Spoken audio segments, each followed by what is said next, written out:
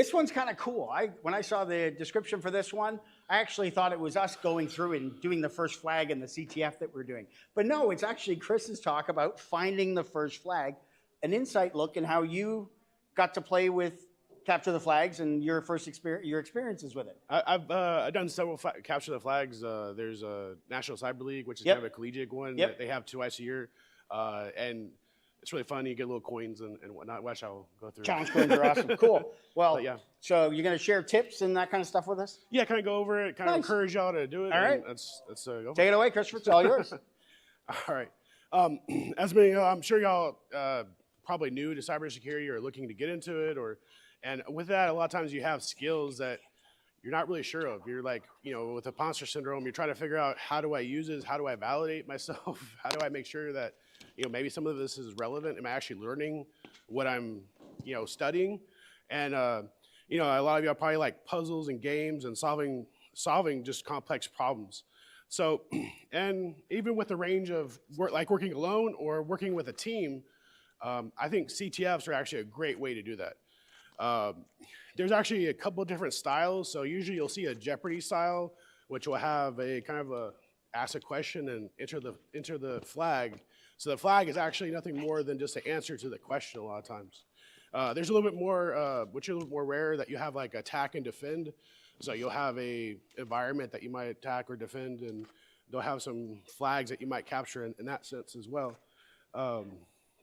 And one of the really cool is that people spend so much time to actually develop these. I went to B-Sides in San Antonio. They had a whole Mortal Kombat theme with like different sections, and you had to log in with a special key, and you got to, kind of do your cybersecurity stuff with this overlay of Mortal Kombat. And then last year they had the flaming donkey and stuff. That was really kind of a amount of time and decoration and thought put into that to actually create that environment is really amazing. So if you're red team, blue team, or some other color, there's a place for you on that. But how do you get better? How do you even, what do you do to actually be good at this, right? One of the things, use your friends. So iron sharpens iron, and there's a lot of people here, I'm sure, will team up with you, help you with those questions. That's where you learn things, and they can actually show you kind of a step-by-step way on how to solve those problems, right?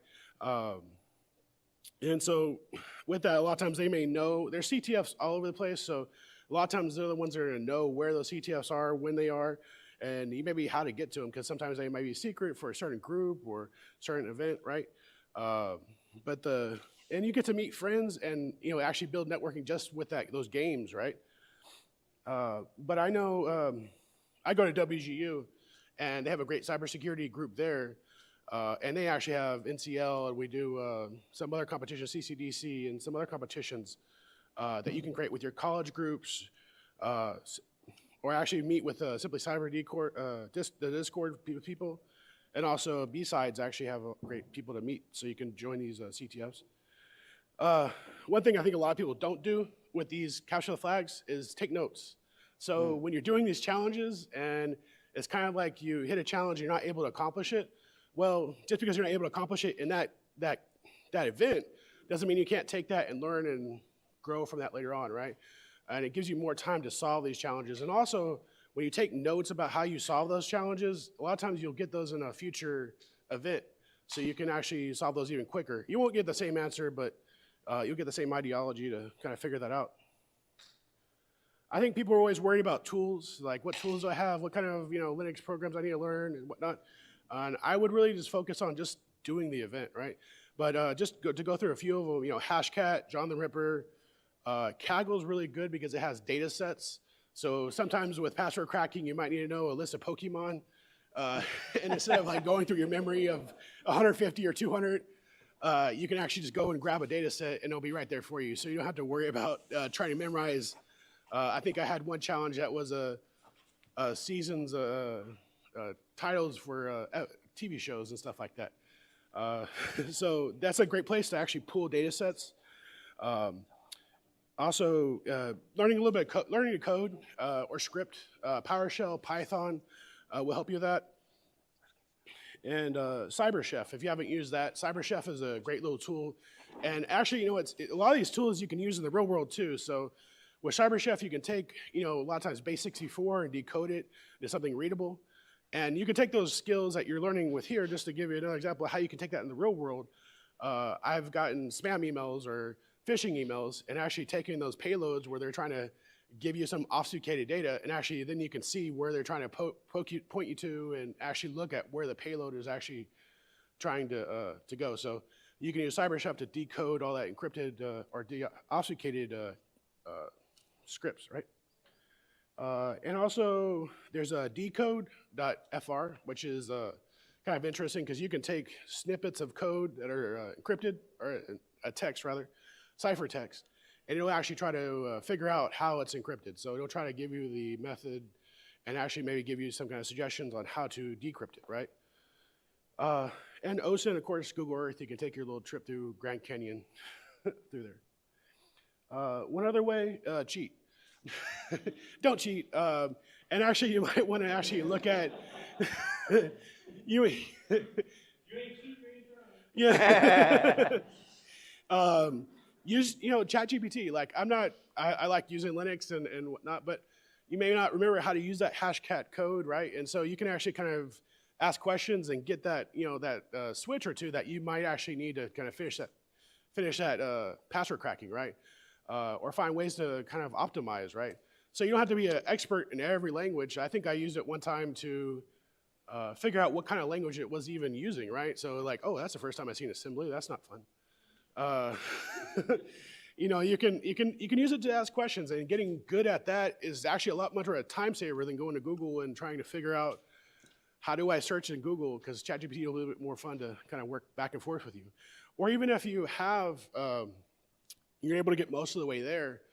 Let's say you're working on 1 through 10 for a step process, and step 5 is getting you a little hung up. You can actually just use that and kind of dive deeper in there with that.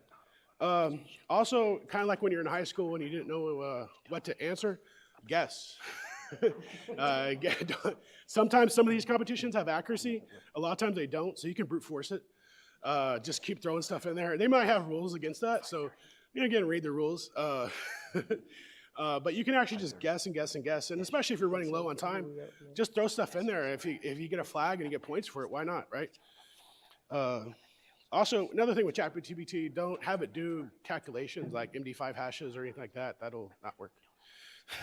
It's not a good option. So all in all, what I'm trying to say is try and fail. You won't win without failing first, right? You're gonna probably, and if you do, amazing. But there's gonna be a lot of times where you just have to try. I think a lot of people are kind of scared with a lot of CTFs because it's, oh, well, you have to know this. Or I was talking to someone that was doing GRC, and it was like, well, it's not really my thing, but I think everybody can learn from those experiences, and there's such wide-ranging different types of capture flags. So again, try, fail, and a lot of times you'll win. And it's just doing hard things, and it becomes a lot more fun. Also, so why do all this, right? Other than, like, it can be fun and you can just do it for the fun experience. There's actually really cool things. Like, this is actually a challenge coin that SANS gives out for one of their capture the flags. I believe it's one of the capture flags. I can't remember the exact one. But there's money, fame, riches, cars. But a lot of them do have sometimes a cash reward attached to it. Jobs a lot of times, so you can get interviews with employers and whatnot by winning these. Great things to put on your resume, right? So there's lots of fun little tidbits other than just the actual fun, Friday night to kind of hammer out some questions that you'll never be able to explain why you're doing this, right? But where do you go? Where are they? I believe they're doing one here, but I don't know about the link on the website. So you might want to check the Simply Cyber website. They're actually doing one now, right now for Simply Cyber. There's Pico CTF, so there's like those try hack me's would have kind of a similar kind of anytime you want capture flags. But there's also bigger events like National Cyber League, what we were talking about earlier. I really recommend that as a starting point because it is usually a $30 fee or $35 fee. They have them twice a year, but you get a little gym, and they have a wide range of beginning to like kind of more advanced skills. So you have a wide path of no matter where you're at to kind of grow, right? And they gave cool coins too, which I left at home, so forgot about that. They also do a lot of holiday themes. So Sands is going to have a holiday hack coming up starting November 7th. Google has a big one, DEF CON. Check CTF time. They have a whole calendar of events, and I think they do scores and weighing and stuff like that. So if you really want to go really deep into this, that'd be a great way to do that. So, do CTFs.